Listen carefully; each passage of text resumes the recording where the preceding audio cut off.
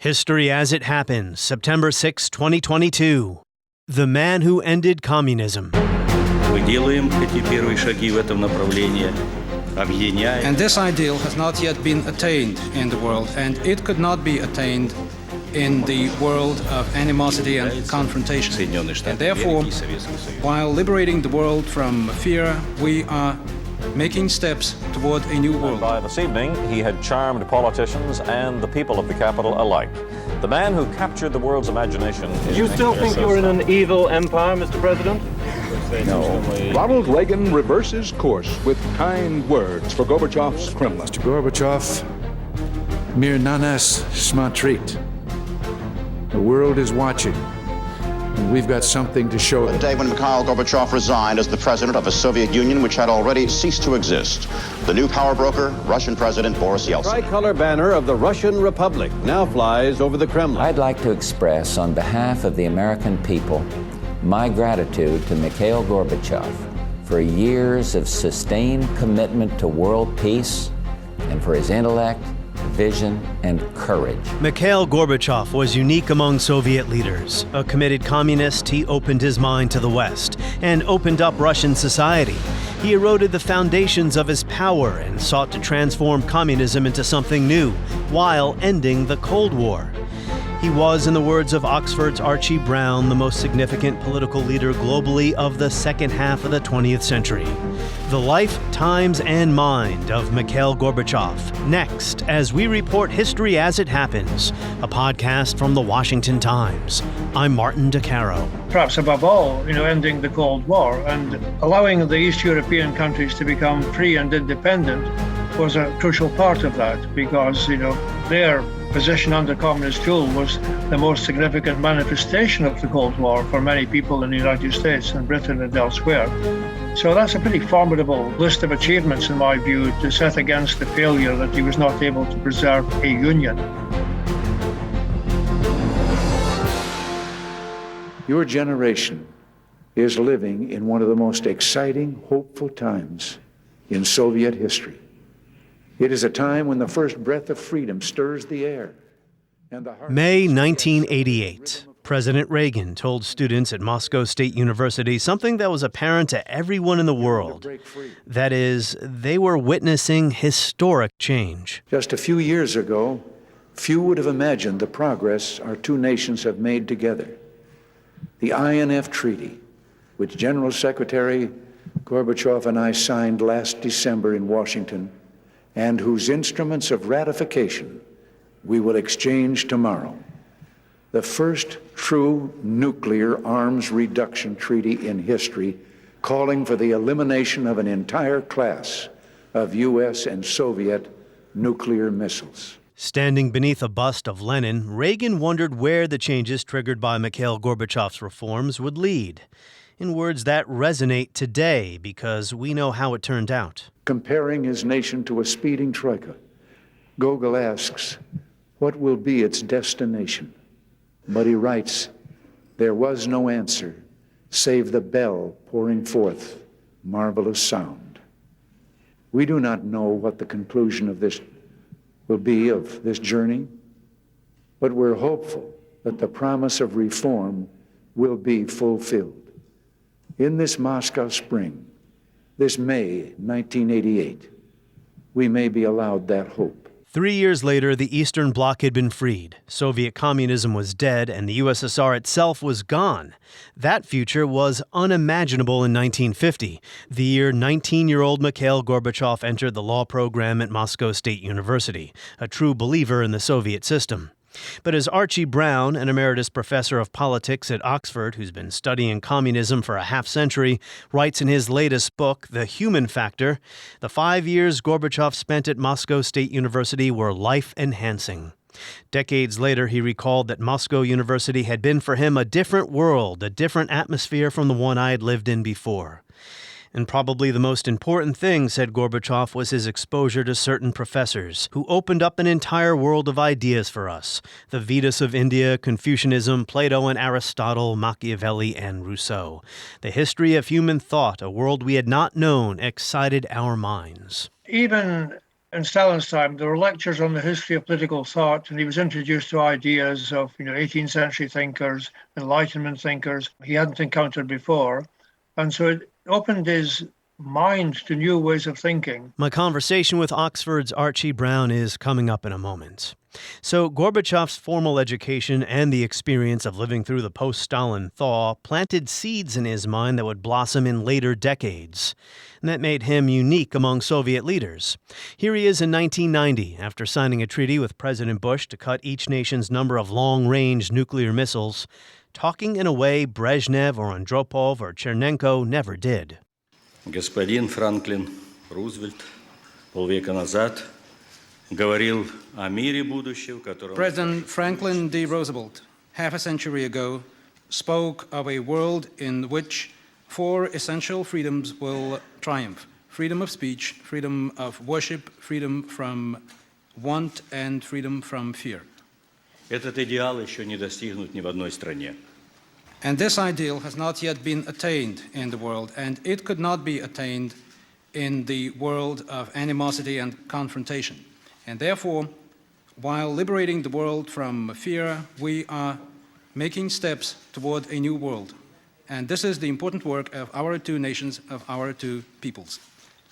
What is very important, I think, is that we do not just declare our commitment to moving toward a healthier international environment, toward better international relations, toward a non-violent world.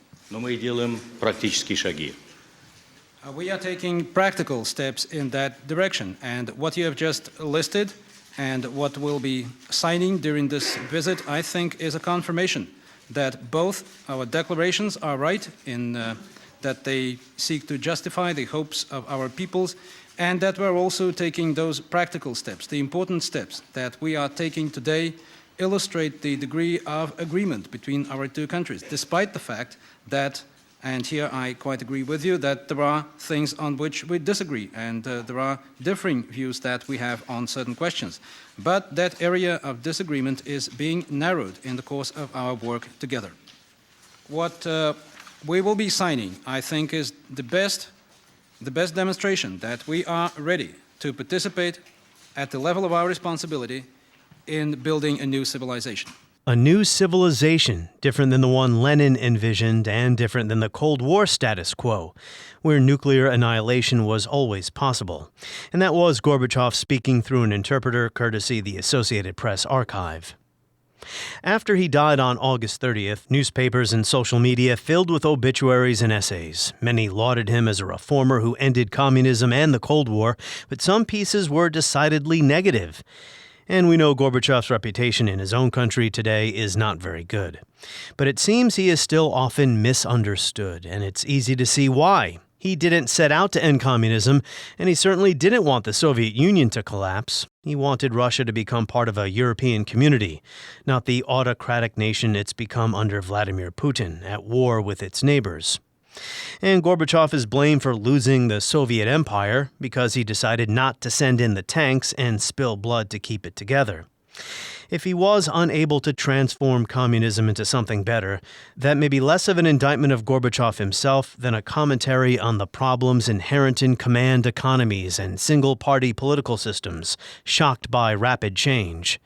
But as Archie Brown writes in Time magazine, it was Gorbachev's embrace of fundamental change of the Soviet political system and Soviet society that ended the Cold War. The new tolerance within the Soviet Union itself, from an end to persecution of religion to a burgeoning freedom of speech and, before long, of publication, reduced the sense of Soviet threat. When Gorbachev announced in 1988, the following year, there'd be contested elections for a new legislature, this was a decisive step toward making the political system different in kind. Gorbachev recognized that means in politics are as important as ends, and that included his commitment to change by peaceful means. Archie Brown, writing in Time magazine. And now let's welcome back Archie Brown to History as It Happens. Hello, Professor. It's a pleasure. I'm glad to be here. Well, we're honored to have you back, joining us from the United Kingdom. So before I begin peppering you with questions, why don't you tell us what you've been thinking about the last couple of days since we learned Gorbachev died? You got to know the man after he left power. Well, obviously, I was very sad. I was also very busy because I've been working on Gorbachev for a very long time. I was writing about him long before he became Soviet leader, and also the comments of some others on him. A lot of people being very dismissive and saying, well, it all ended in failure, he didn't achieve anything. And this is to overlook a great many achievements, in my view. Where are those complaints or dismissive remarks coming from? Russia? Not only from Russia, but certainly from Russia, where most people now take a dim view of Gorbachev, partly because there's been 30 years, especially the last 20 years, of unremitting hostility to him in the mass media, but also because he's blamed for the breakup of the Soviet Union, which happened for a number of complex reasons. But also from the West, a lot of people think, well, it all ended in failure and they didn't achieve anything. And they forget about the fact that the Soviet Union was becoming a freer country by the week, and that he, introduced a greater measure of democracy than Russia had ever known, not to mention his role in ending the Cold War. So, Archie, most of the focus in the media over the past several days has been on Gorbachev from 1985 to 1991, understandably so. But I would like to start off a little bit differently here, based on the opening chapters of your latest book, The Human Factor, about how the Cold War influenced Gorbachev's thinking and how that made him want to change international relations, challenging the notion that the Cold War was a time of relative peace and order because there wasn't another world war and no direct fighting between the U.S. and the USSR. But Gorbachev understood that there were many terrible hot wars and that the world on several occasions almost had nuclear war, whether by accident or on purpose. Yes, he did understand that very well. There were occasions when nuclear war could have begun by accident, when a computer on the American side and another time a computer on the Soviet side seemed to be indicating incoming missiles. And in both cases, there was just a fault. In one case in the United States, a training manual had been left in by mistake, and so it wasn't really happening, these incoming Soviet rockets. But on the other side, was a computer malfunction, and it seemed as if there was an American attack taking place. So in both cases, we relied on the common sense of somebody at the level of about colonel to, say, well, this must be a false alarm. Otherwise, we could have had mutually assured destruction. So in times of high tension, people were liable to react in a dangerous way. So Gorbachev was, I think, very conscious of that, more conscious than most. And that certainly influenced his approach to wanting to de-escalate the Cold War, I'm assuming. It did, yes. His education at Moscow University in the 1950s, he absorbed ideas different from the ones that greeted him at birth, but he had a really open mind, didn't he? Well, he grew up in the Russian countryside in a peasant household, and in Moscow University, even though it was, first of all, in Stalin's time when he arrived there, but Stalin died halfway through his course, and then things opened up a bit. But even in Stalin's time, there were lectures on the history of political thought, and he was introduced to ideas of 18th century thinkers, Enlightenment thinkers he hadn't encountered before. And so it opened his mind to new ways of thinking. He always said that it had a profound impact on him, even though his own ideas continued to evolve throughout his life. One of the key things for understanding Gorbachev is that he had a remarkably open mind for a leading politician, I would say, in any country, and an amazingly open mind for somebody who became leader of the Soviet Communist Party. And in the 1950s, he subscribed to Marxist-Leninist orthodoxy, didn't he? He did, yes. Most people growing up in the Soviet Union did. At the same time, Gorbachev read a lot in Russian literature, 19th century Russian literature, and so he's exposed to different values there. So yes, he was a true believing Marxist-Leninist communist as a young man, but he also had access to and loved a more humanistic literature, especially the great 19th century Russian literary classics. If you take 100 people, expose them to those new ideas, maybe 99 of them would close their mind to something that challenges their worldview, but not Gorbachev. I think that's one of the most amazing things about him.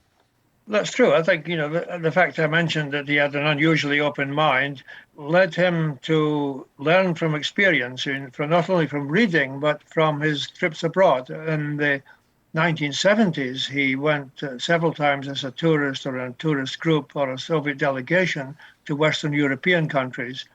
And he was impressed not only by the higher standard of living, but by the greater freedom with which people spoke. When he was in a Soviet delegation, he was conscious that they all had to say the same thing. And he found on the Western side, people were happily disagreeing with each other in politics. And so this also had an impact on him. He was aware that communist dreams did not square with the reality. He wasn't disaffected, though. You make that point in The Human Factor. He wanted to make, when he got into power, but even before that, he hoped to improve the system. So we've been talking about the Cold War and how that impacted Gorbachev's thinking, his education, but there was something else that was profoundly important, the thaw after Stalin's death and Khrushchev's condemnation of some of Stalin's crimes at one of the party congresses. How was this milieu so important to Gorbachev's development? Gorbachev belonged to a category that was especially influenced by Khrushchev's speeches denouncing Stalin.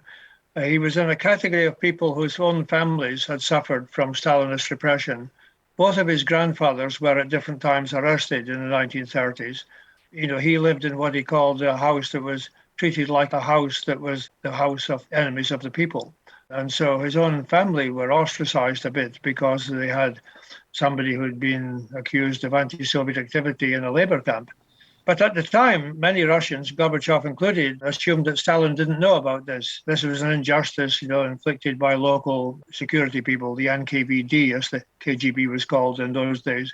So an educated man who studied at Moscow University, whose own family had suffered, when he heard Khrushchev's secret speech, it made him realize, that Stalin was by no means a hero and indeed was a mass murderer. And that had a big effect on him. That was the beginning of a more profound reformism in Gorbachev's thinking. That's in the 1950s, 1960s, when all this is happening. A reminder of just how old he was, born in 1931. So by the mid-1980s, Gorbachev had been talking about reform in public speeches, or really speeches to party members.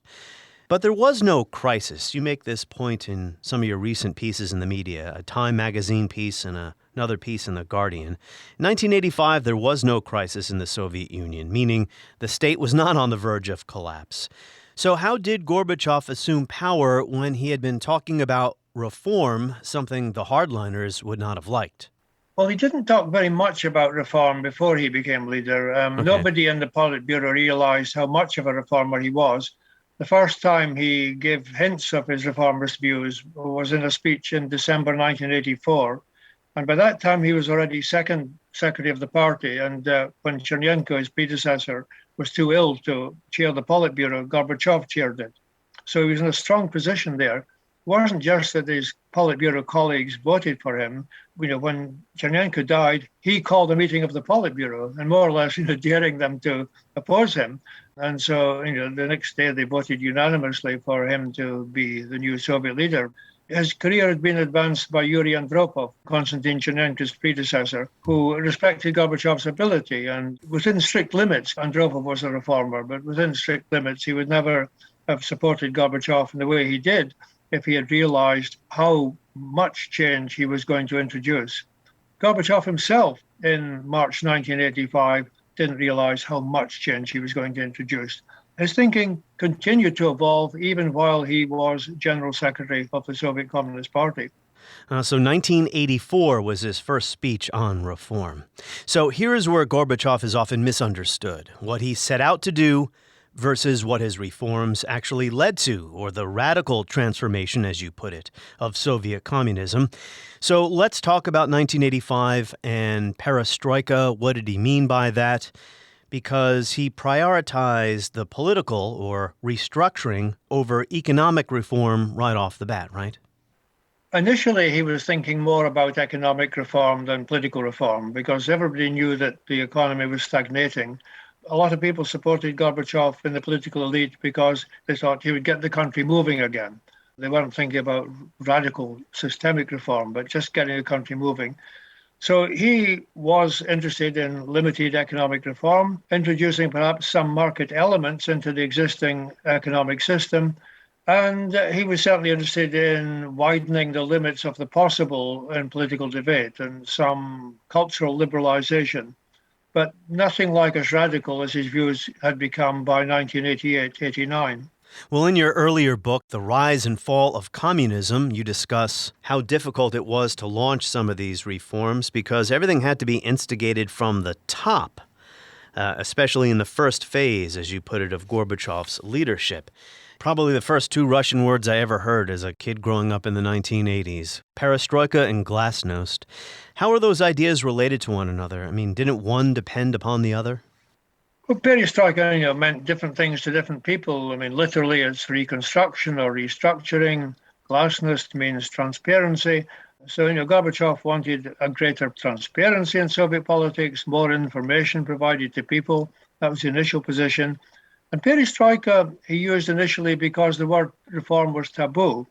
Ever since the Czech communists had their Prague Spring in 1968 and used the word reform a lot, and it ended with a Soviet invasion of Czechoslovakia to put a stop to that process, the word reform had been regarded as dangerous by the leadership in the Soviet Union.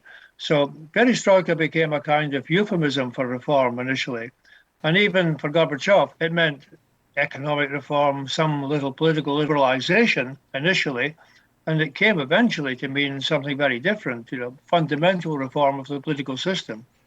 You wrote here in your Guardian article, the fact that Gorbachev prioritized political over economic reform. You said this did nothing to improve conditions in the command economy. For in the new political climate, commands could be circumvented or ignored and people became free, not merely to grumble in private, but to complain in public about queues and shortages. In the end, the economic reforms basically didn't work, and Gorbachev eventually embraces a market economy. But that was really late in the game, right? That was too late. I mean, there are many reasons for this, and one is that he wasn't in full control of the administration of the economy. There was a chairman of the Council of Ministers, Nikolai Ryzhkov, who was very much a technocratic reformer. He didn't believe in fundamental reform of the economy, certainly didn't believe in a market economy.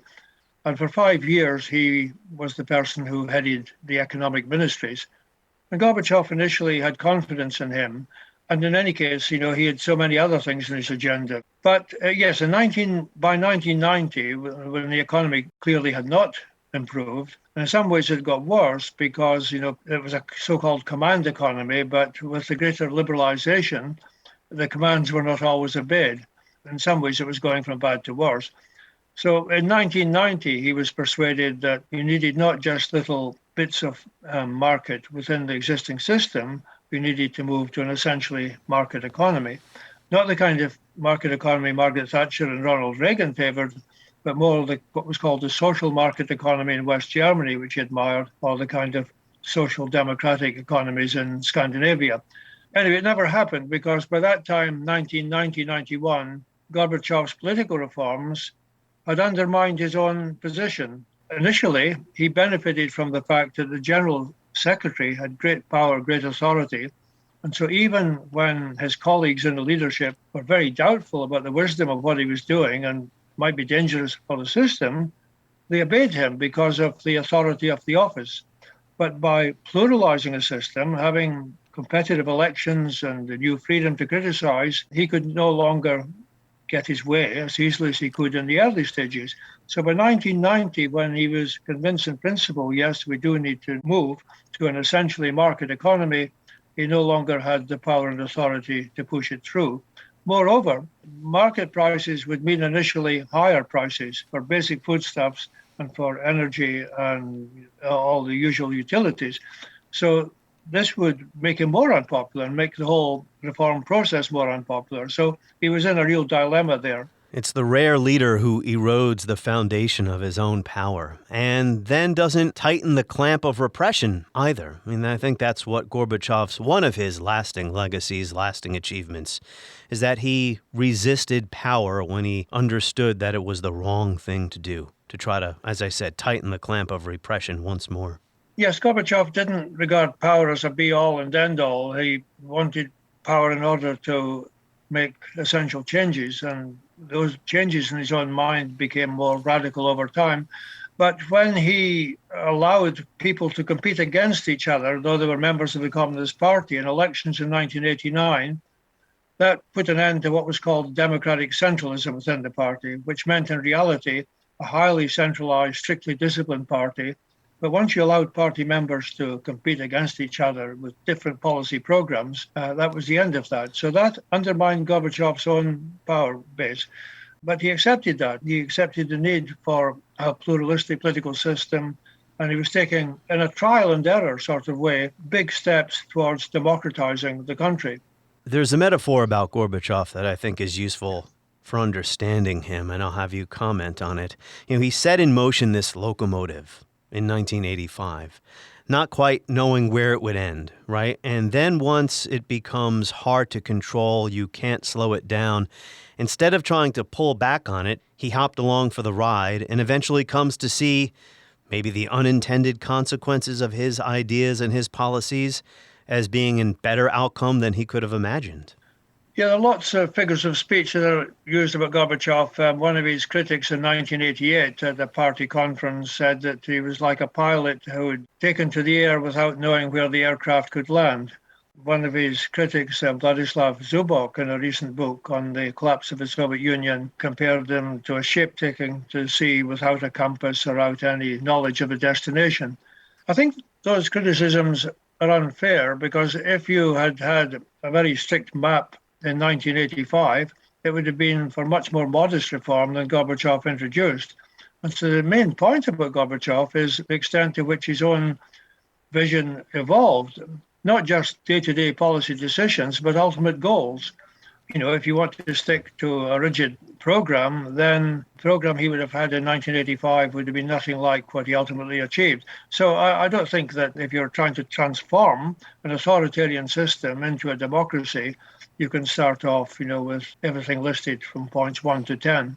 So on foreign policy, in my view, Ronald Reagan's most important achievement was helping de-escalate the Cold War. I don't think his domestic legacy has aged very well, not that I invited you on here to talk about trickle-down economics. But when it came to charting a new course in foreign policy, the same might be said for Gorbachev. They wanted to do something about nuclear confrontation.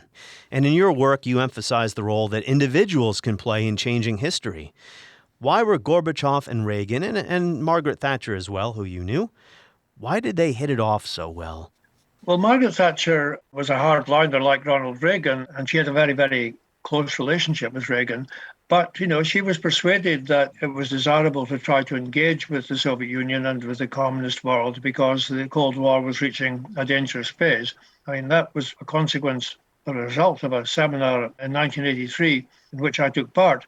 And, we know from the government papers, the Cabinet Office declassified papers, that there was a change of British policy after that towards engagement with the Soviet Union and Communist East Europe. But when she met Gorbachev himself for the first time in December 1984, 3 months before he became Soviet leader, she was impressed by him because he could argue without a script. He was flexible, he had a sense of humor. And, she famously said at the end of that meeting, "I like Mr. Gorbachev, I can do business with him." I like Mr. Gorbachev. We can do business together. We both believe in our own political systems. He firmly believes in his, I firmly believe in mine. We're never going to change one another. So that is not in doubt.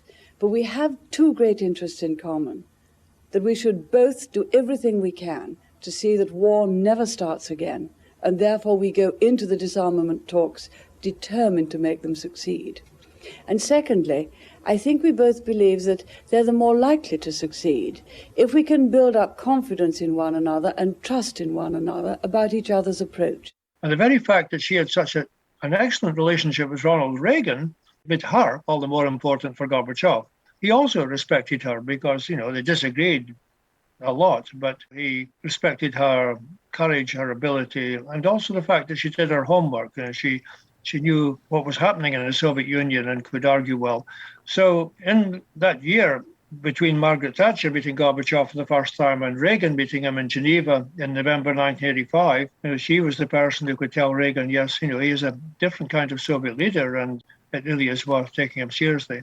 And by this time, Reagan had put a lot of the tough talk about the Soviet Union aside. Both he and Gorbachev truly believed something had to be done about the amount of nuclear weapons in the world. Yes, Ronald Reagan and Margaret Thatcher disagreed on that, and indeed Reagan and Gorbachev were closer to each other's view on nuclear weapons than they were to Margaret Thatcher's. She was very attached to British nuclear weapons and believed that only they had kept the peace. Whereas both Reagan and Gorbachev wanted ultimately to abolish nuclear weapons from the face of the earth, Margaret Thatcher thought that was unrealistic. So in that particular respect, Reagan and Gorbachev certainly didn't need Margaret Thatcher as an intermediary. Symbols and images matter in history, Archie. I remember as a kid, Gorby Mania.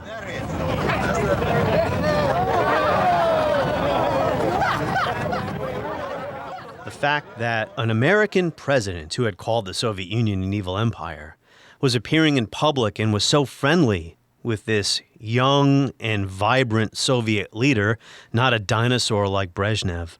I think those images and their personal relationship, their camaraderie, didn't that go a long way to help thawing relations and improving, well, the global climate, really?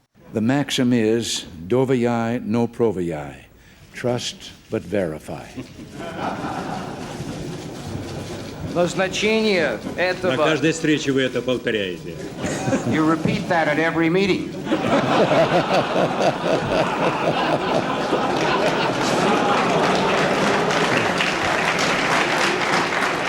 I like it. Мне нравится. Mr. Gorbachev, mir na nas смотрит. The world is watching, and we've got something to show them. And over the next few days, it is my hope that progress will be made toward achieving another agreement that will lead to the cutting in half of our strategic nuclear arsenals. Yes, Ronald Reagan's visit to Moscow in the summer of 1988, was really important. There wasn't anything terribly substantial decided in the meetings, but the imagery, as you say, was tremendously significant. Reagan walking in Red Square alongside Gorbachev, and then he was asked, do you think it's still an evil empire?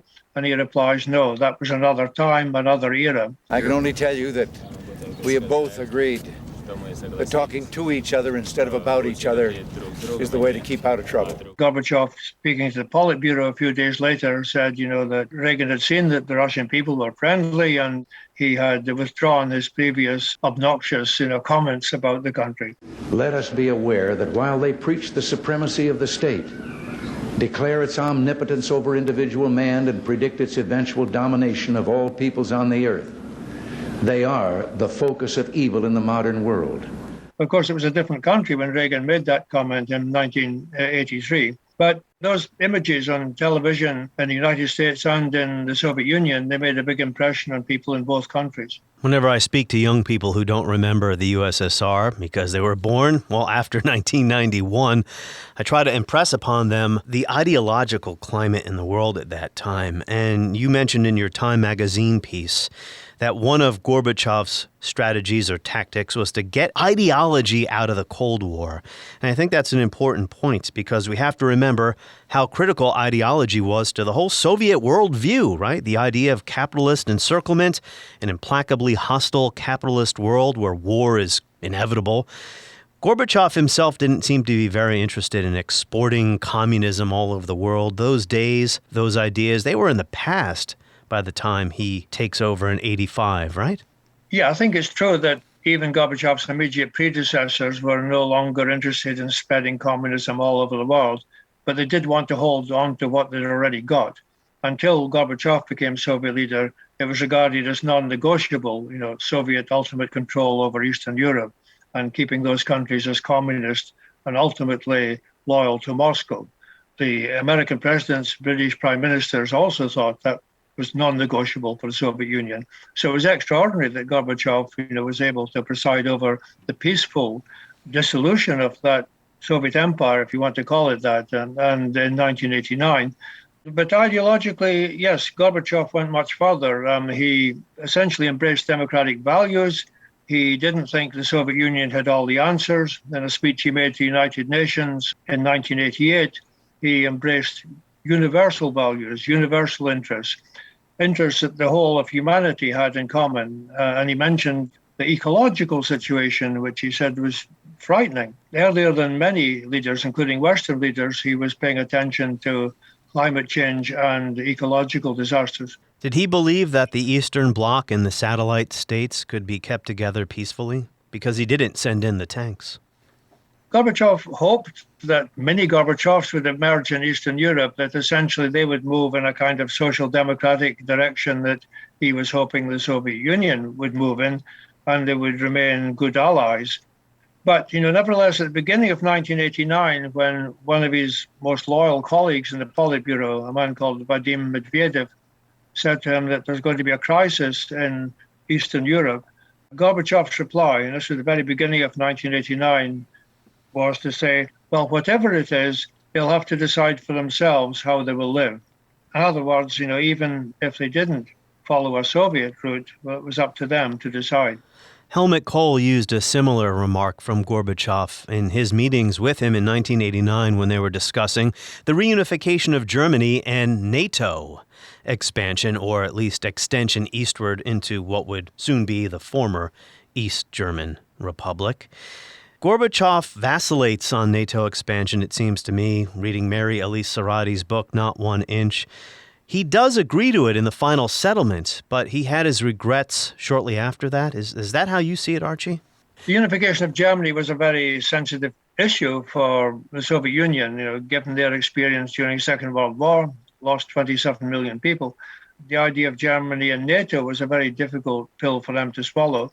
And there were people in Gorbachev's entourage, not his immediate economic advisor or foreign minister, but, for example, the head of the international department of the Central Committee, Falin, who were utterly opposed to allowing Germany, a united Germany, to be in NATO.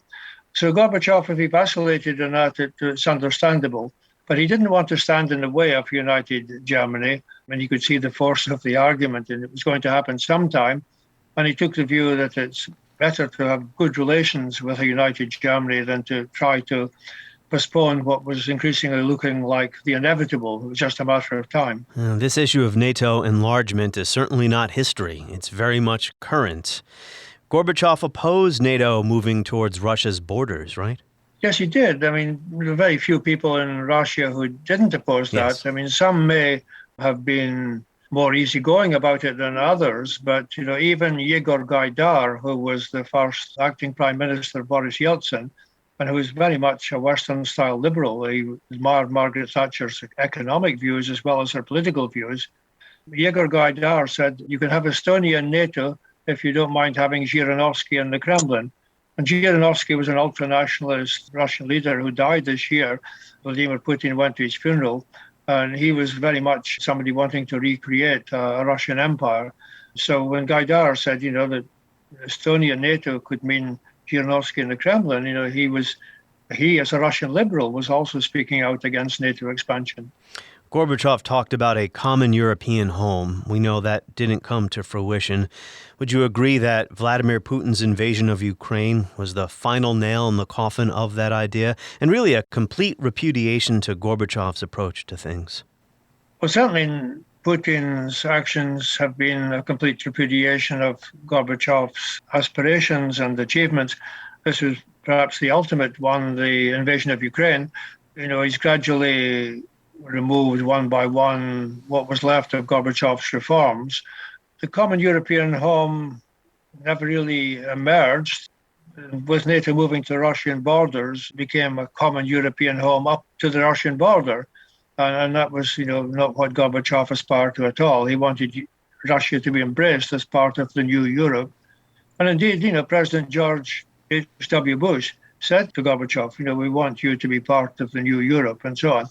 A lot of Russians felt let down by this, that they have been left on the outside and in some ways more vulnerable than before, because previously they had all these East European allies standing between them and NATO. Not only did it go to the borders of the old Soviet Union, but then it moved into parts of the old Soviet Union, the Baltic states. And so for many Russians, not just for Putin, Ukraine and NATO would have been a last straw. That doesn't for a moment excuse the invasion of Ukraine, but it is important to realize that Western policy has also played a part in changing the political climate in Moscow for the worse. So it is ironic that Gorbachev is more fondly remembered in America today than he is in his own country. In the final analysis, what did he accomplish? Because he didn't want the Soviet state to dissolve, but that's what happened. So What were his accomplishments? You call him the most important global political figure of the second half of the 20th century. Well, the fact that the countries of Eastern and Central Europe that were under communist rule are now independent and non-communist, that really depended on him, because I don't think there was anyone else in his predecessor's Politburo who would have allowed that to happen. So people in Poland and other countries in East Central Europe don't give Gorbachev as much credit as they should, because it's my belief they would still be living under communist rule if he had died in 1984 instead of becoming Soviet leader in 1985. So that's pretty big. As I mentioned earlier, the Soviet Union was becoming freer by the year, some at certain points by the week under his leadership. All sorts of things: freedom of religion, growing freedom of travel, freedom of speech, growing freedom of publication, books published in 1989 that you went to prison for even possessing in a foreign edition before that, contested elections for the first time. Most of those things have disappeared under his successors, but I don't think he can be blamed for the policies of his successors. And then, perhaps above all, ending the Cold War and allowing the East European countries to become free and independent was a crucial part of that, because, their position under communist rule was the most significant manifestation of the Cold War for many people in the United States and Britain and elsewhere. So that's a pretty formidable list of achievements, in my view, to set against the failure that he was not able to preserve a union. From the vantage point of 1985, it's remarkable, but maybe too much change too quickly. Some people said there was too much change too quickly, and other people criticized him at the time for going too slowly. And I can remember that, all these articles in American papers about Gorbachev and his half measures and so on. I mean, these half measures went beyond the wildest dreams of some of the people who were writing these things, like George Will. And I think, it's hard to say, was it too fast or too slow? Because Gorbachev was being attacked from all sides. There were liberals saying go faster, conservatives saying go slower, and the big battalions were on the conservative side. The KGB, the Ministry of Interior troops, the army. So, once you open up a country where there's been repressive, authoritarian, at times a totalitarian regime for 70 years, all the previously suppressed grievances come to the surface of political life. So, all these wise columnists in the West, they don't have a clue about what Gorbachev was facing.